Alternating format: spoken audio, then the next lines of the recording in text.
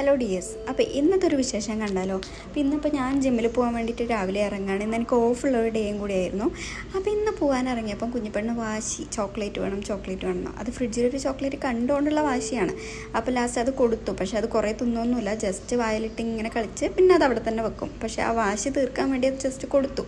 അതിനുശേഷം ഇത് ജിമ്മിലേക്ക് പോയി. ജിമ്മിലേക്ക് പോകുമ്പം ഏട്ടൻ എപ്പോഴും പോകുമ്പോൾ കുഞ്ഞിപ്പെണ്ണ് കൊണ്ടുപോകുന്നതുകൊണ്ട് തന്നെ കുഞ്ഞിപ്പെണ്ണ് ഇവിടെ ഒക്കെ ഇപ്പം അറിയാം എന്തൊക്കെ ജസ്റ്റ് ചെയ്യാമെന്നൊക്കെ. അതായത് എല്ലാം ചെയ്യാമറിയാമെന്നല്ല ഞാൻ പറഞ്ഞത്.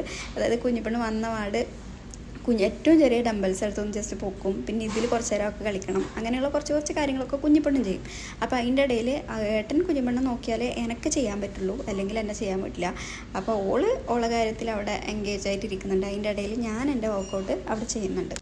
ഇന്ന് വർക്കൗട്ട് ചെയ്യാൻ ഏട്ടൻ കൂടി ഉള്ളതുകൊണ്ട് തന്നെ എന്നെ നന്നായിട്ട് പിഴിഞ്ഞെടുത്തിട്ടുണ്ട്. അത് ഞാൻ മുന്നത്തെ വീഡിയോയിലും പറഞ്ഞിട്ടുണ്ട്.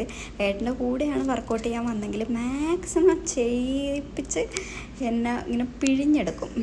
അങ്ങനെയുള്ളൊരു ദിവസമായിരുന്നു. അങ്ങനെ വർക്കൗട്ടിനൊക്കെ ശേഷം ഇന്ന് നമുക്കൊരു പ്രോഗ്രാം ഉണ്ട്. ഏട്ടൻ്റെ ജിമ്മിൽ ഓണം പരിപാടിയാണിന്ന്.